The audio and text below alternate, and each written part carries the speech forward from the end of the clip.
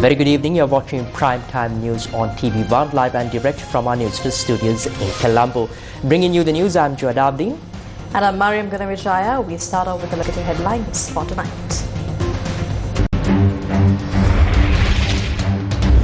Former Minister Duminda Disanayake arrested over recovery of gold-plated T-56 assault rifle.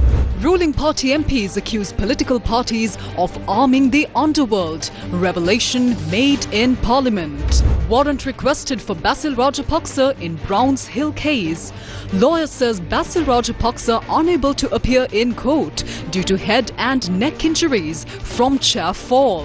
Bribery Commission raids at Department of Motor Traffic. 4 million rupees found stuffed in 2 sacks. 3 suspects arrested. Public Utilities Commission conducts oral public consultations on electricity tariffs. Investigation launched into suspicious transactions at Central Cultural Fund. Trump administration bars Harvard from enrolling international students. Angelo Matthews announces retirement from Test cricket. And on to those stories in detail. Former Minister Duminda Disanayake was taken into custody this morning by the Terrorism Investigation Division in connection with the recent recovery of a gold-plated T-56 assault rifle from a luxury apartment complex in Colombo. Former Minister Duminda Disanayake was arrested while residing at a luxury apartment in Thimirgasyaya, situated less than 1 kilometer from the luxury apartment complex where the gold-plated T-56 assault rifle was discovered. This arrest follows the earlier arrest of 2 women and 1 man linked to the incident. Preliminary investigations indicate that former Minister Duminda Disanayake may have played a role in facilitating the possession or transfer of the firearm. He was taken into custody for further interrogation. The ongoing investigation aims to establish the weapon's ownership, trace its chain of custody and determine whether additional illegal firearms are involved. These efforts are being carried out under the authority of the Firearms Ordinance and applicable counter-terrorism laws. The gold-plated T-56 rifle was recovered at the entrance of a luxury apartment complex in Colombo in the possession of 2 women. Further investigations led to the arrest of another suspect in Ruanvalla. This individual was identified as a personal aide residing at the official residence of Duminda Disanayake, which is located in close proximity to the apartment complex where the weapon was found. According to investigative findings, following the dissolution of Parliament ahead of the general election, Duminda Disanayake allegedly instructed one of the women to store the firearm at her residence. The seized T-56 assault rifle has been assembled from mismatched parts and coated in a gold-coloured finish. While standard T-56 rifles typically feature components bearing identical serial numbers, this firearm was found to include parts with 4 distinct serial numbers. Views were expressed in Parliament today regarding this incident. We are now rapidly moving forward in achieving the goal of building a country governed by the rule of law. We all know the kind of environment that existed in this country in the past. That violent environment wasn't created by just anyone. Even some MPs representing the opposition in this parliament today are aware of it. It was the predecessors of those very MPs who created that environment in this country. It is because of that situation that the country ended up in such a state. They were the ones who facilitated the supply of weapons to underworld groups. These days, media is clearly reporting about a gold-plated firearm. Investigations are currently underway regarding that weapon. The question is, who provided those weapons to the underworld? It was those political parties who governed this country, those politicians who represented past governments. That's why we proudly say today that we are now actively building a nation under the rule of law. The very people who enforced jungle law back then are now here in Parliament trying to lecture us about the rule of law. They're trying to teach us how to enforce the law, but then they flee after making such claims. We want to tell those individuals, no matter how much you try to act in front of the people dressed in your fine robes, everyone in this country knows that what you are really wearing is the cloak of deceit.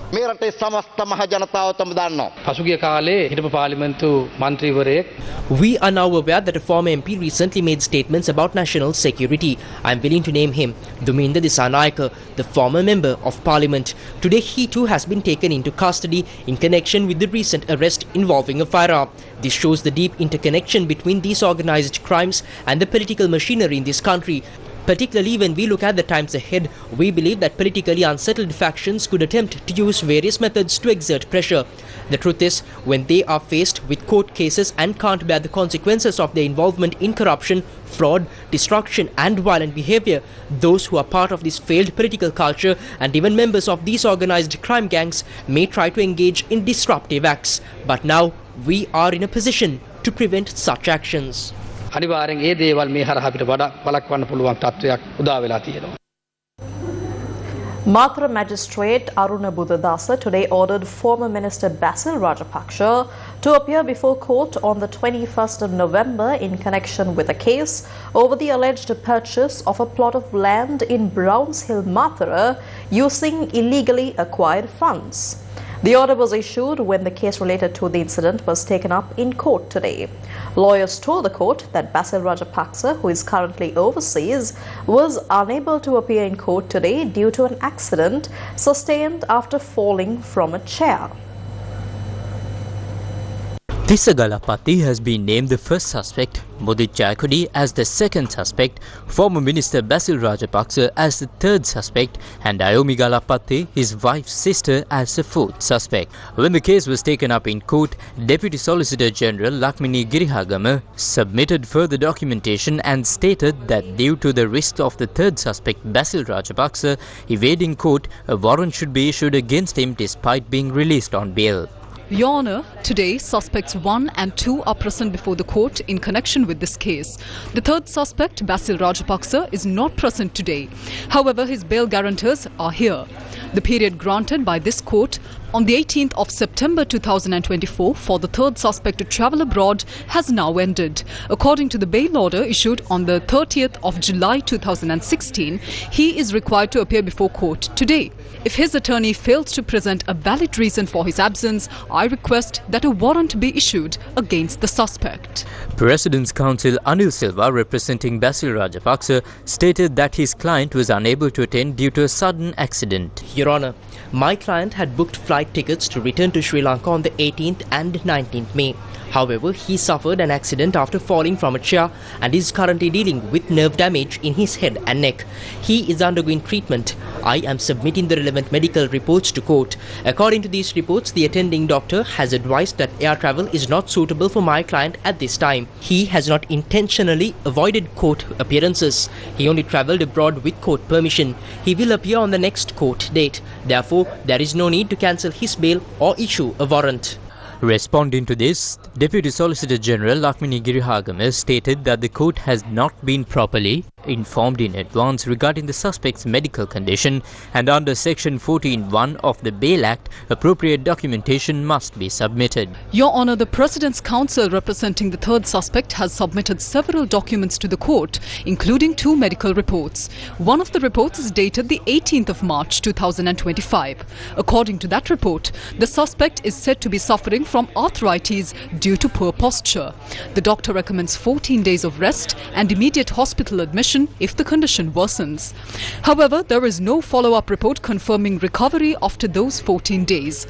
Additionally, another medical opinion submitted suggests that the suspect is unfit for air travel between the 15th of April and the 15th of October 2025 due to illness. These reports cannot be fully accepted.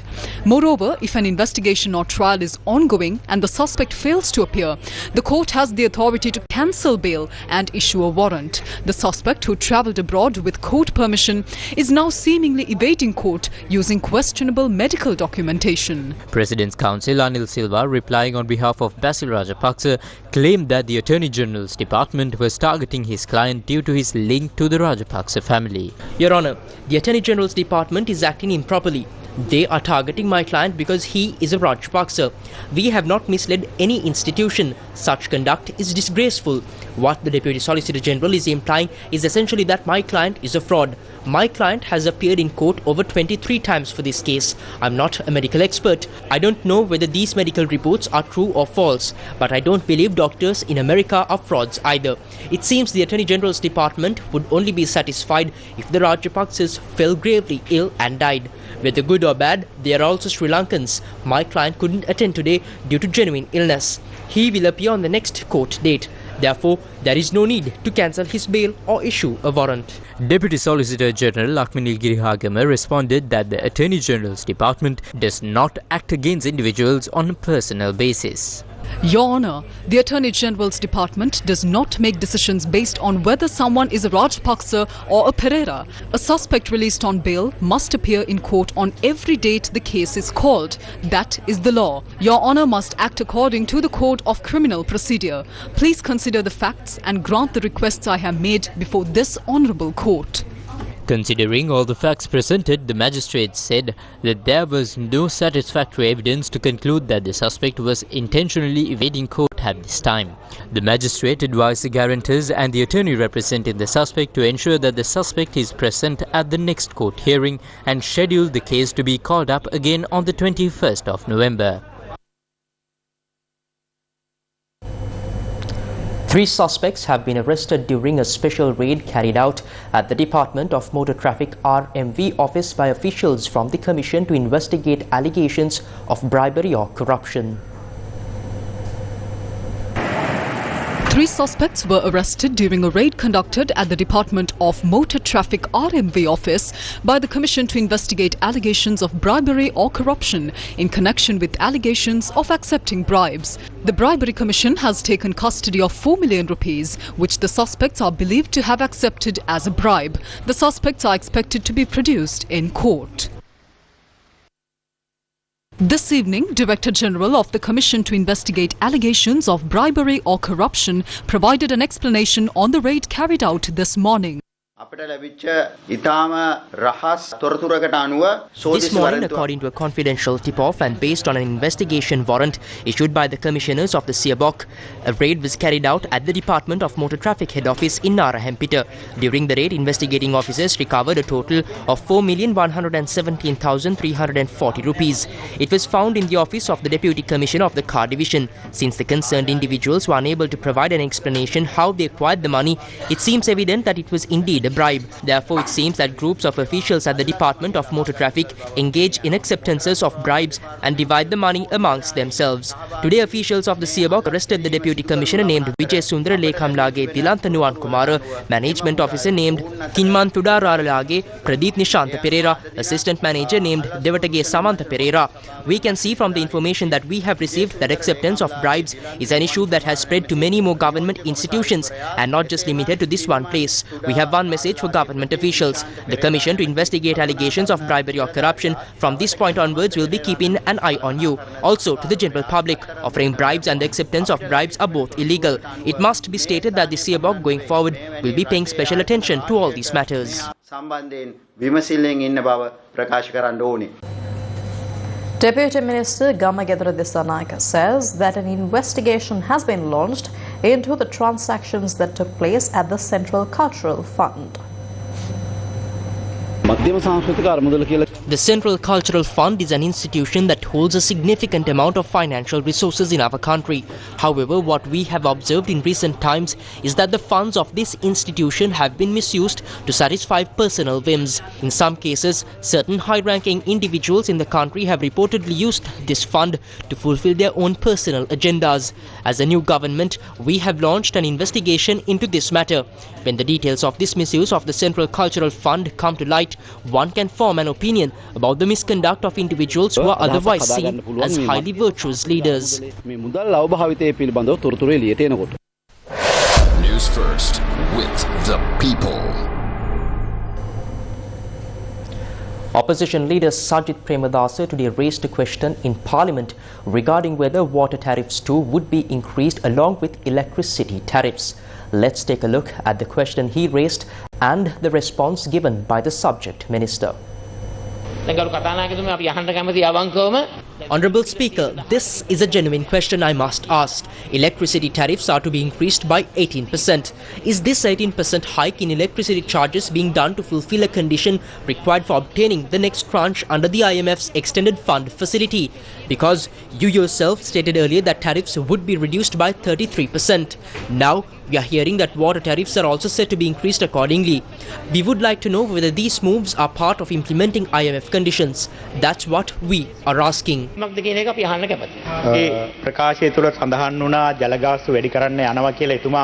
You mentioned that water tariffs are to be increased. I would like to know on what source are you basing that claim? If you are claiming they are to be increased, what information is that based on?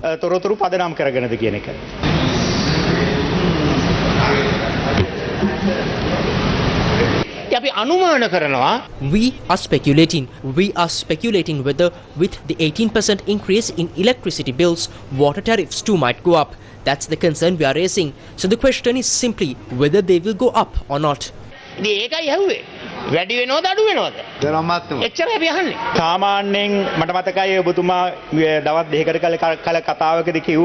remember that a couple of days ago you stated that you only make statements based on verified data and information. But just a minute ago you said you had received information and now you say you are only speculating. As for electricity tariffs, you earlier predicted a 35% hike, but it has turned out to be 18%. And now we are not even discussing hydroelectricity, we are talking about drinking water. These are two different matters. So I would like to state very responsibly, with utmost responsibility, that at the ministry level, no discussions have been held so far regarding increasing water tariffs or drinking water tariffs. I believe there is no need arising to increase the prices of drinking water.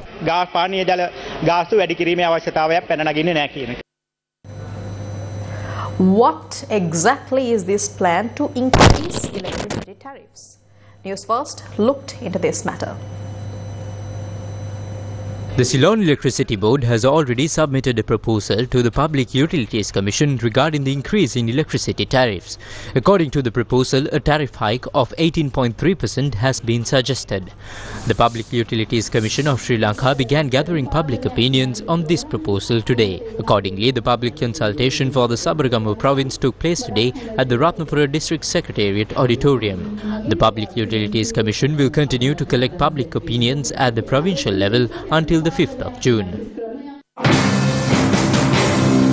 Sri Lanka began making significant changes to electricity tariffs in March 2023 in line with recommendations by the International Monetary Fund for the Extended Fund Facility. At the time, it was revealed that the country was incurring major losses as the price charged for electricity was much lower than the actual cost of generating it.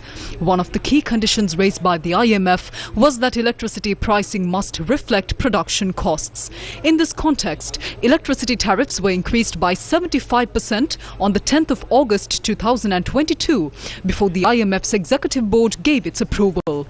Although it was initially said that tariffs would be reviewed annually, the decision was later made to review them biannually. මාස 6කට වරක් තමයි යෝජනා කරලා තියෙන්නේ. මේ ජනවාරි මාසේ කරන එක තමයි මාරුම අසීරුම සංශෝධනය වෙන්නේ. This statement came at a time when strong opposition was being expressed by the Public Utilities Commission of Sri Lanka against proposed tariff hikes in August 2022 and January 2023. At that time, Janaka Ratnayaka, then chairman of the PUCSL, emphasized that based on scientific pricing methods, tariffs could be increased at a lower rate than what the Ceylon Electricity Board had proposed, still offering relief to consumers. However, on the 24th of May 2023, a proposal was submitted to Parliament that led to Janaka Ratnayaka being removed from his position as chairman of the Public Utilities Commission of Sri Lanka. Following that, in July 2023, electricity tariffs were reduced by 14.2%. In March 2024, they were further reduced by 21.9%. Then, in January 2025, the current government reduced tariffs again by 20%. The Executive Board of the International Monetary Fund is expected to meet in the coming weeks to decide on approving the staff-level agreement that was reached between the IMF staff and the Sri Lankan authorities. Now, this was confirmed by Julie Kozak, the spokesperson for the fund.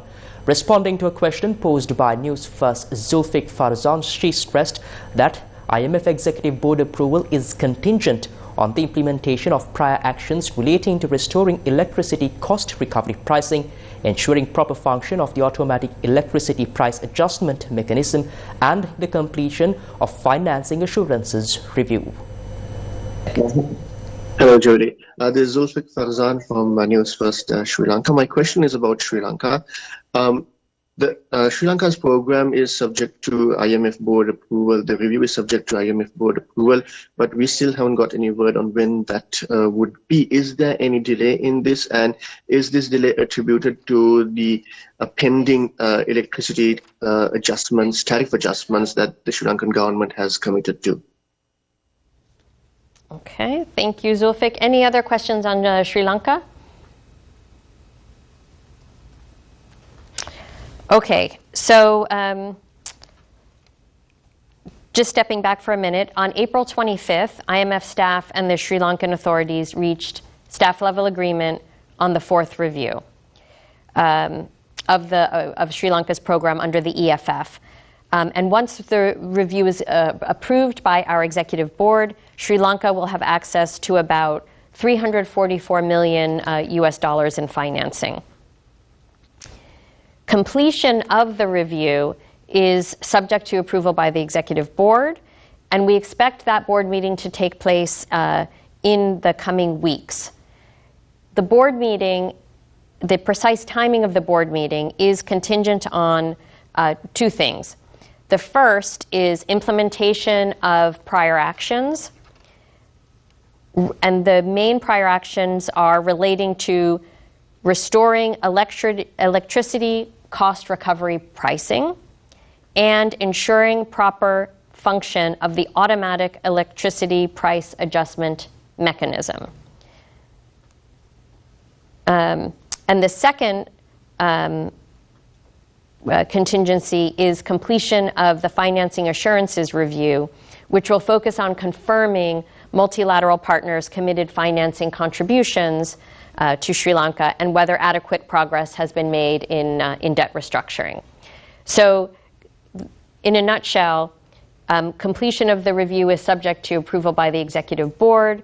We expect the board meeting to take place in the coming weeks, and it's contingent on the two matters that I just mentioned. The governor of the central bank yesterday emphasized the need to align electricity tariffs with its cost of production. The government as a country actually agreed on implementing the principle of cost recovery from last year. Since then, the cost recovery pricing was intended to be increased gradually over a few months or by some method. Then it was necessary to look carefully at the Ceylon Electricity Board's balance sheet to see whether there is profit or loss. From that, it became clear that the cost was not being fully recovered gradually through the current pricing. At that time, the government had already given some agreement to continue it as it is. Now they are saying that the assessment shows that the cost has not been fully recovered over some period. Therefore, going forward, some adjustment is needed to ensure that the cost is fully covered. That is the agreement. Now that is why they said that this is considered a projection.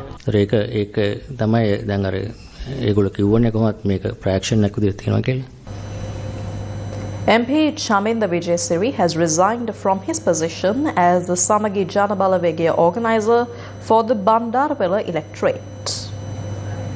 Parliamentarian Chaminda Vijayasiri told Newsfirst that he has submitted his resignation to opposition leader Sajid Premadasa, stepping down from his position as the Samagi Jana Balawegaya organizer for the Bandarwala electorate.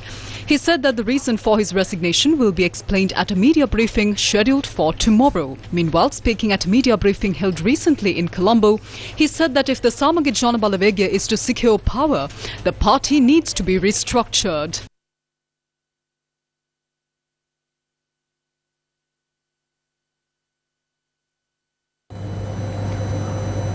President Anura Kumar Dissanayake is set to undertake an official visit to Germany on the 10th of June. This was confirmed by Minister of Foreign Affairs, Foreign Employment and Tourism, Vijitha Herath, today. ආර්ථිකය ශක්තිමත් කිරීම. We are taking steps to strengthen the economy, and at the same time we are working to attract more high-spending tourists. In the past, before the downturn in tourism, many visitors came from Germany and Europe. That number has since dropped. I am pleased to announce that the President will undertake an official visit to Germany on the 10th June.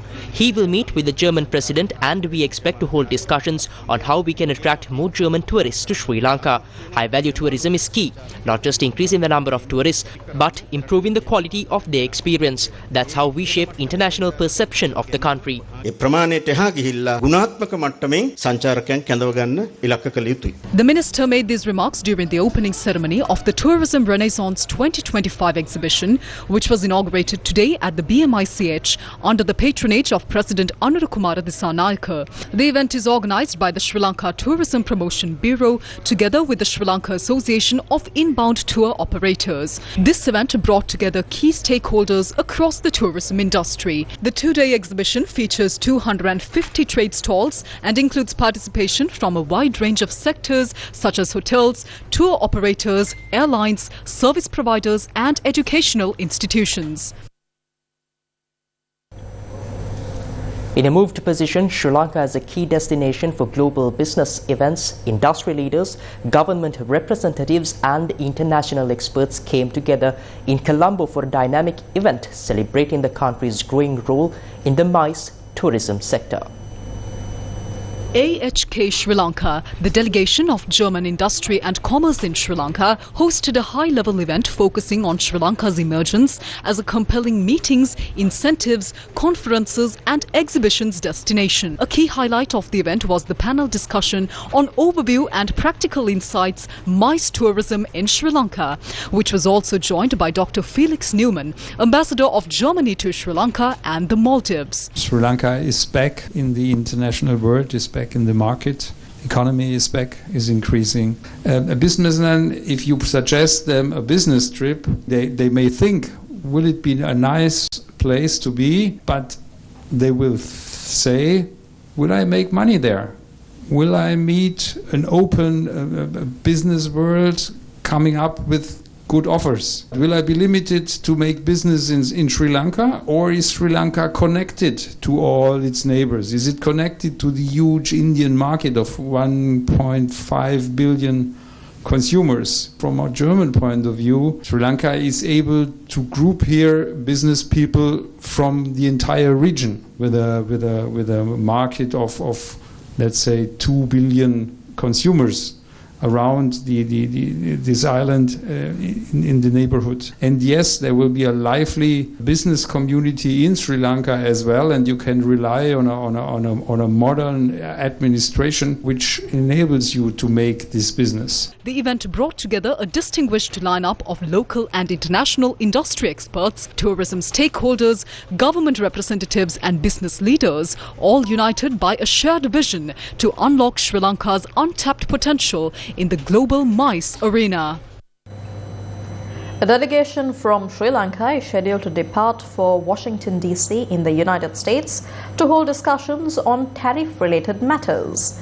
This visit comes in response to an invitation extended by the Office of the United States Trade Representatives. The talks, held at the second-tier level, are part of ongoing efforts to strengthen bilateral trade relations between the two countries. Ahead of the delegation's departure, a high-level meeting chaired by President Anurukumara Dissanayake was convened today. During the meeting, discussions focused on Sri Lanka's broader economic strategies that require attention in order to ensure positive outcomes from the upcoming talks. The World Health Organization's Director General was invited to Colombo for the 2025 South Asia Health Summit. The invitation was extended by Sri Lanka's Health Minister, Dr. Nalinda Jathisa. Sri Lanka has invited Director General of the World Health Organization, Dr. Tedros Adhanom Ghebreyesus, to undertake a visit to the island nation. Health Minister Dr. Nalin Vijayatissa, who is in Geneva for the 78th World Health Assembly of the WHO, met with Dr. Ghebreyesus and also invited him to join the South Asia Regional Conference that will be held in Colombo in October 2025. The talks focused on the current state of Sri Lanka's health sector and outlined ambitious plans for its future. Key topics included the establishment of 1,000 new primary healthcare centers across the country, mobilizing support from international organizations and donors, and enhancing the delivery of health services with WHO assistance. The discussions also addressed the growing concern of health professional migration, and both parties explored sustainable solutions aligned with WHO guidelines to retain skilled medical personnel within the country. Be a part at the Beach Rugby Carnival, organised by OTRFU on the 24th of May, 3 p.m. onwards at the Port City, Colombo. More information on 0777 3865233. Media sponsor Yes 101, Legends 966 and TV1. Welcome back. You're watching Primetime News on TV1. Moving on with more local news. The government's decision to retain full ownership of the national carrier was raised in Parliament today. Now, we'll stick to Sri Lankan Airlines for a moment, because we saw the president had met the chairman and the board of the airline along with the unions, and I read in the press release, he had said something to the effect that the government will make all sacrifices to ensure that the Sri Lankan Airlines remains a state-owned entity and succeed, which means there is no opportunity for private investments to come into Sri Lankan Airlines. So taxpayers will have to ensure that this airline continues to function. Now, we saw in the papers yesterday, a lot of young women are lining up for cabin crew positions. Some 12,000 young women had applied, we saw. But you know that we already have 975 of them, and we spend 9 billion rupees a year. And we operate 45 routes. Of the 45 routes, you know, Sri Lankan Airlines financial accounts have been released only a couple of weeks ago for the last year, ending 31 March. Out of the 45 routes, they say 31 routes are making losses. 31, right? So, as a matter of fact, as at 25 March 31st, Sri Lankan Airlines loss had increased by 143% to 3.4 billion. This is while fuel costs had come down by a staggering 23.5 billion, right? And but interestingly and unfortunately, passenger revenue had come down by 40 billion rupees. Coming back to the Sri Lankan Airlines, they are saying, look, we will make these payments, and who will underwrite that risk? If Sri Lankan Airlines goes through this stress test, I don't know what kind of premium it will have to pay to the government to borrow or to settle this loan. And I honestly don't think that the creditors will agree to let Sri Lankan Airlines just undertake this responsibility without the government coming in. So ultimately it is going to come back on the state itself. So therefore, it is double jeopardy, because we can't pay the premium, in my view. If the government is not going to bring in private investment and going to use taxpayer money for Sri Lankan Airlines, what is the plan for Sri Lankan Airlines, given it is going to be run by us, by our taxpayer money? One is downsize the airline. That is one option that has been proposed. One is to expand the airline. So on the one hand, you are saying that we are going to go back to the Public Debt Management Act, repealing the Foreign Loans Act, which means that the government has to give guarantees for the SOEs to borrow in the international markets. But to do that, you are unable to pay those premiums, so therefore you are not going to be able to get the investment. Dr. Harshana Surya Perumal, Deputy Minister of Finance and Planning, defended the government's position, attributing the airline's financial woes to past mismanagement and corruption. The people, the opposition, who's preaching us how to do the right thing, why government institutions are making losses, they contributed to the enormous losses of those institutions. The previous member spoke about Sri Lankan Airlines at length, with sitting on a mountain of debt created by whom? Not due to the requirements of the institution. Those mountains of debt within those institutions were created for purposes to facilitate corruption. Politicians and of certain connected officials to and their connected business parties to make money. That is why the institution is sitting on a unsustainable debt as far as the Sri Lankan Airlines is concerned. The losses that the Honourable Member was mentioning is arising largely due to financing costs due to those borrowings, unregulated to an extent supported by corruption. Sri Lankan Airlines, it has the recent financial statement, the recent operating results. If you look at the financials in the dollar terms, because the entity deals with most of its transactions in foreign currency, so a significant component in the financial results that was mentioned relates to the connected to the translation loss of the foreign currency from your foreign currency to LKR. Therefore, and further, as I mentioned earlier as well, a significant large amount relates to the financing cost as well. So one relates to the translation cost of relating to financing, other one relating to the financial cost for the previous borrowing, etc. So the objection, the mission of the government is to ensure we are able to go ahead with our investments, facilitate timely approvals for these entities. The processes that we have are well lubricated to serve the purpose what it stands for. By the day, the institutions are familiarizing with the new culture that is in place, where loans are taken is not for stealing purposes. It is for the benefit of the institution. It is to invest for the future of this country.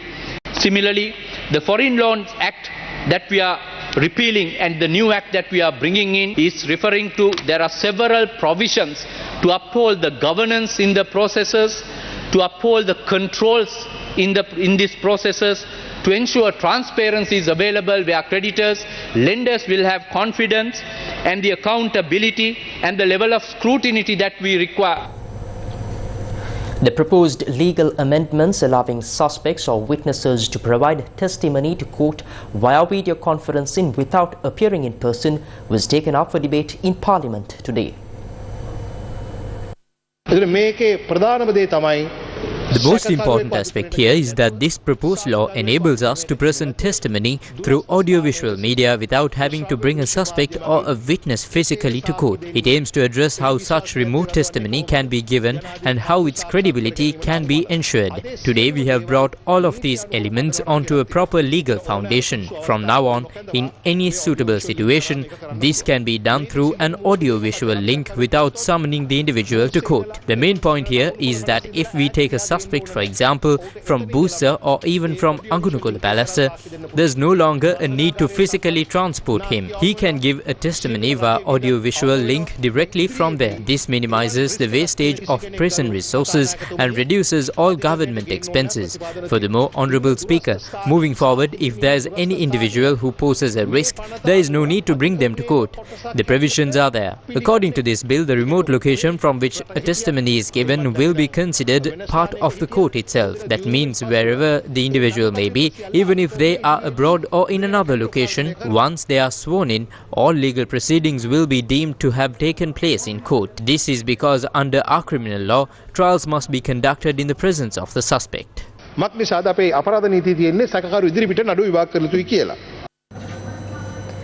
Minister Dr. Harini Amarasuriya has stressed that the government does not intend to take over the lands owned by people in the northern and eastern provinces. She expressed these views during a special meeting in Parliament today, addressing the recently issued and subsequently suspended Gazette notification regarding land ownership in Sri Lanka. The special meeting, chaired by Prime Minister Dr. Harini Amarasuriya, took place in the main committee room in Parliament.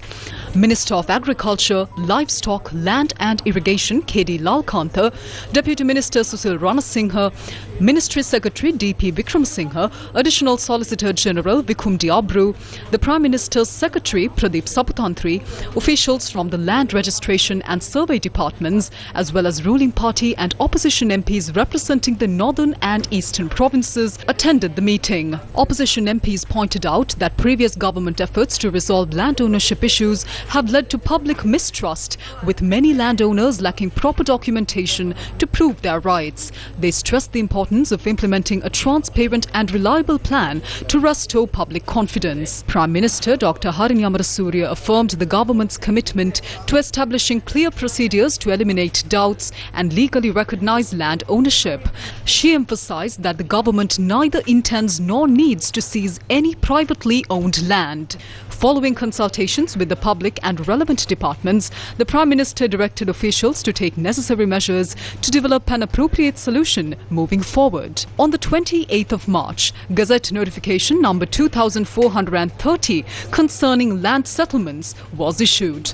Ministry Secretary D.P. Vikramasinghe clarified that advertisements related to this were published only in select areas of the northern province to address land settlements in accordance with existing laws. However, due to widespread misunderstandings, the Gazette notification was temporarily suspended until the confusion was resolved, as announced by the Ministry Secretary. The renowned British Guild of Travel Writers Association in the UK concluded its week-long visit to Sri Lanka.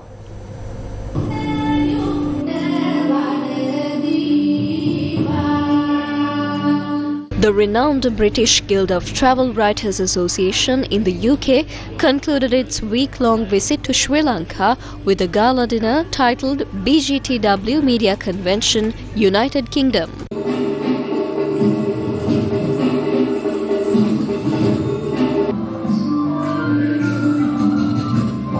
The event was organized to express appreciation to the visiting travel journalists and to foster long-term connections with them, with the goal of promoting Sri Lanka as a world-renowned travel destination. Your voice is what is being heard in the world travel media and all other parts of the world. So you will, I know for sure, you will bring the good part of Sri Lanka to all these places. So you will take piece of our heart with you.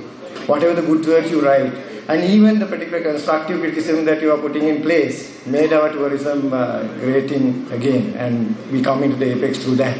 Sri Lanka is not just an island which has been only secluded in this particular Indian Ocean and limited to the Sri Lankans, but it is an island open to whole world of people. This is the island of human beings. So that is the message that we want to take. Obviously, these trips don't happen unless there's a lot of support within the country. So, what about tourism in Sri Lanka? I mean, we understand that this is a huge investment for you. You've put a lot into us coming here. And we hope that with the itinerary that we've developed, where we've not just looked at the more traditional holidays for Westerners in Sri Lanka, but experienced all sorts of other stuff, will generate some wonderful coverage for you that you can use to promote the country. I get a feeling that Sri Lanka's at a bit of a crossroads. You suffered with the war and the tsunami and COVID. Any one of those could be enough to knock any country off target and make it hard for them to really develop. But you've had all three, and yet you're still here, you're still smiling, and you have just got the most amazing experiences in this country. Tokens of appreciation were presented to all members of the BGTW journalist group.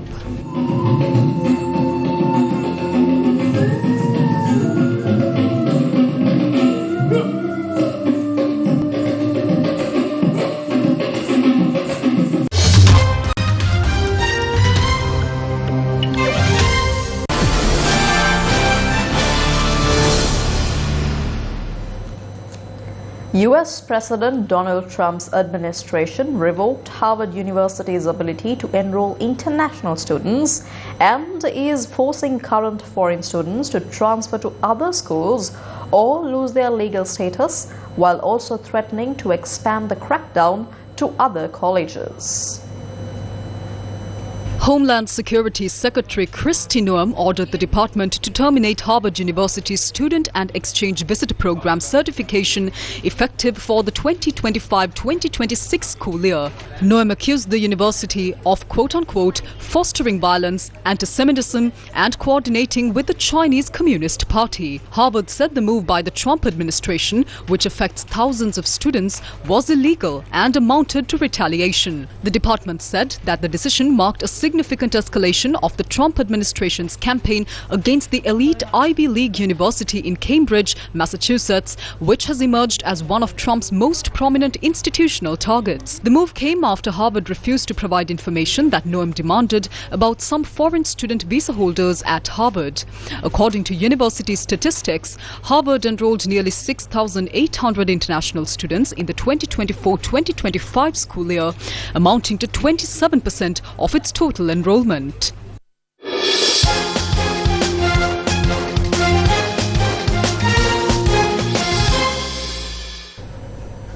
Former Sri Lankan cricket captain Angelo Matthews officially announced his retirement from Test cricket today. Angelo Matthews made his Test debut against Pakistan in 2009 and has remained on the cricket field for 17 years. He played 118 Test matches, scoring a total of 8,167 runs, including 16 centuries and 45 half-centuries. Known as a talented all-rounder, Matthews also managed to take 33 Test wickets during his career. In a Facebook post, Angelo Matthews expressed that playing Test cricket for 17 years was the greatest honour and pride of his life. He expressed that nothing compares to the pride of wearing the national jersey. Thanking his fans for their support, Matthews stated that now is the right time to bid farewell to Test cricket. He further announced that his final Test match will be the first Test against Bangladesh, scheduled for June. Miss Sri Lanka for Miss World Anuti Gunasekara took the stage at the head-to-head final and delivered a speech that left a lasting impression on audiences around the world. With grace and conviction, Anuti addressed one of the most overlooked yet deeply important issues affecting girls and women: period poverty. She was among the top 20 finalists in the head-to-head challenge at the 72nd Miss World pageant. We leave you tonight with her powerful words, a reminder that beauty with a purpose can spark global change. Good night. When I was about 12 years old, I went to a competition from my school to represent my school, and I was with another girl from another school, and she was on her period. And then she wanted to go to the washroom to change her napkin. And then I asked, okay, why don't you go and do it before the competition starts? She said, I only have one. I don't have many, so I can't use it. I don't want to waste it. At that time, I was like, why does this happen? What does she mean? Because I never had that problem growing up. And then only I found about period poverty. I realized I started this project to give back, but I'm also receiving something back. This is just purpose, giving back and forth. And I have helped over 10,000 women and girls. And second, the awareness, because I believe awareness is key. You can give a napkin, but you can only use it once. But awareness will pass through generations. And then the third thing is policy recommendation. In Sri Lanka, the rate on sanitary napkin is 51%, and we had to reduce it. So I met the Prime Minister of my country to talk about it. At the end of the day, I realized by trying to give them something, I also received a sense of purpose. And I no longer believe that women should be limited to things like this. They should have a voice to talk about these things and bleed with dignity. Thank you so much.